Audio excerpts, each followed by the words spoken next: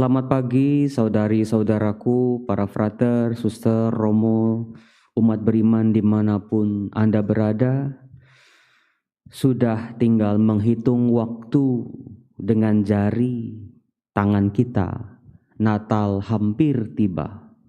Mari saudara-saudaraku, betul-betul kita siapkan hati kita supaya kita bisa merayakan Natal itu dengan sukacita.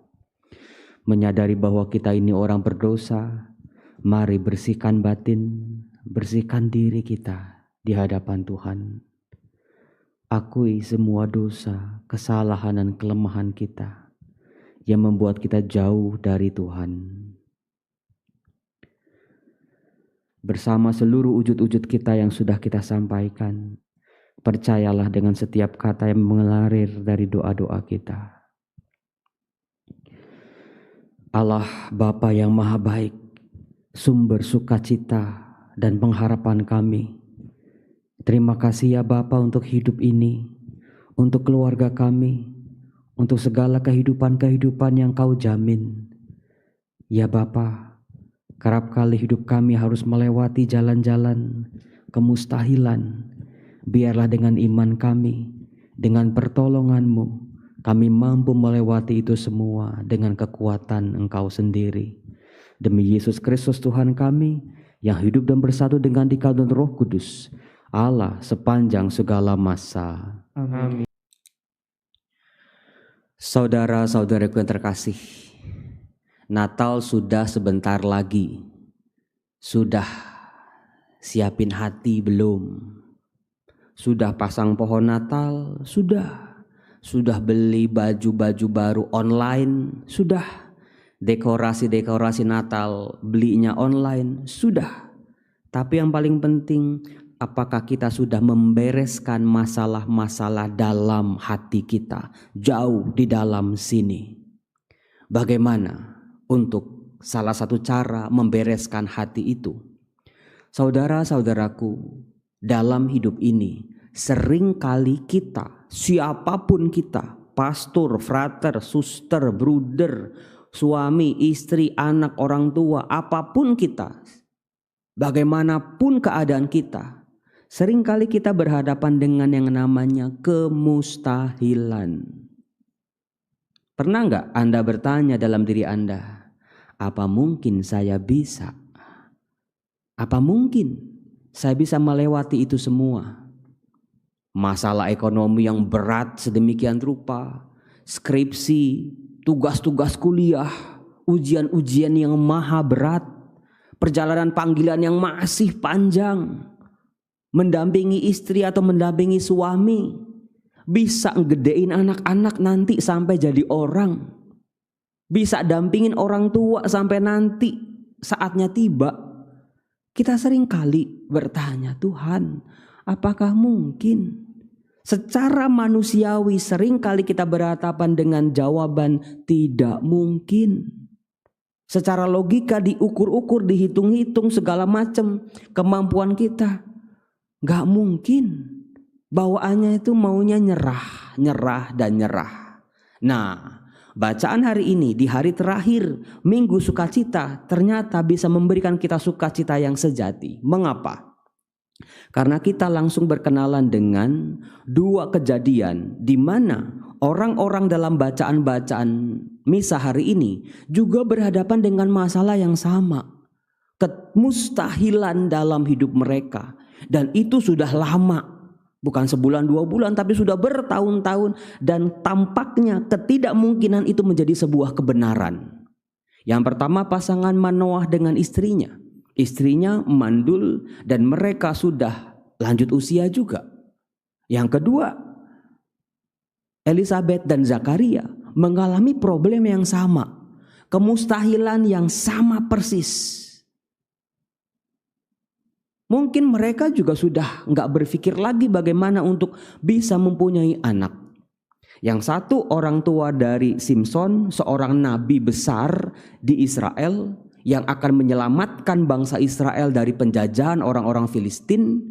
Yang kedua adalah seorang tua dari Yohanes Pembaptis yang akan menyiapkan jalan bagi kelahiran Yesus Kristus. Saudara-saudaraku yang terkasih, mereka berdua dengan dinamikanya, dengan keunikannya, dengan pergulatan pengalaman mereka, ternyata mampu melewati kemustahilan itu. Mari kita belajar satu-satu trik-triknya mereka. Bagaimana bisa keluar dari kemustahilan sampai mereka berkata, inilah perbuatan ajaib yang dilakukan Tuhan dalam hidupku. Yang pertama, keluarga menjadi sangat penting. Kerjasama suami, istri menjadi begitu penting. Itulah mengapa gereja memandang betapa kudusnya panggilan hidup berkeluarga, ikatan suami istri. Meskipun mereka tidak punya anak, mereka tidak memutuskan untuk bercerai di sini misalnya. Kerjasama dalam keluarga menjadi sebuah sarana Tuhan melakukan tindakan-tindakannya yang ajaib. Andai kata tidak ada kekompakan keluarga di dalam keluarga mereka, tidak akan terjadi yang namanya keajaiban-keajaiban. Maka bersyukurlah saya sebagai imam, para frater, Anda semua di rumah, jadikan keluarga sebagai kekuatan dalam hidup kita, yang membuat kita bisa melewati hal-hal yang mustahil itu. Yang kedua adalah kita bisa melihat prosesnya ternyata. Manoah kalau Anda baca kisahnya lengkap, itu dia gak percaya. Maka dia dimarahin sama malaikat Tuhan. Zakaria juga sama, gak percaya juga. Nah, ternyata kepercayaan dan ketidakpercayaan itu adalah bagian dari hidup kita. Saudara-saudara, kalau saya refleksikan, hidup kita itu kayak timbangan. Di satu sisi sangat amat percaya diri, pakai banget. Wah, pasti Romo, pasti. Yang kedua, insecure, sama sekali gak ada punya rasa percaya diri. Hati-hati, dua hal ini bisa sangat menggoda kita untuk berjalan di jalan yang salah. Karena dua hal ini, dua sikap ini berkaitan dengan bagaimana sikap kita dengan kasih Tuhan, dengan karya-karya Tuhan. Orang yang begitu sombong, terlalu percaya diri, biasanya menganggap remeh karya-karya Tuhan dalam hidupnya. Ini semua karena aku, ini semua karena hebatnya aku. Sementara orang yang tidak punya rasa percaya diri, sama, juga tidak memberikan tempat dalam hati dan pikirannya terhadap karya-karya Tuhan. Lalu jalannya apa, Romo? Jalan tengah. Bagaimana dalam keseimbangan, di satu sisi kita punya rasa percaya diri, tidak berlebihan, tapi di satu sisi juga tetap memberikan tempat buat karya-karya Allah. Lalu yang ketiga yang menarik, kalau kita bandingkan kisah Zakaria dengan Maria, dua-duanya mengatakan hal yang sama. Maria begitu menerima kabar dari malaikat Gabriel, Maria juga bertanya, bagaimana hal itu bisa terjadi? Aku belum bersuami. Zakaria sama. Bagaimana aku tahu hal itu akan terjadi? Aku sudah tua. Tapi kenapa Zakaria dihukum sama malaikat Gabriel jadi bisu, sementara Maria enggak? Malah dihormati sama malaikat. Kuncinya adalah saudara-saudara, Zakaria adalah seorang imam. Seorang imam yang sudah seharusnya tahu, mengerti karya-karya keselamatan Allah.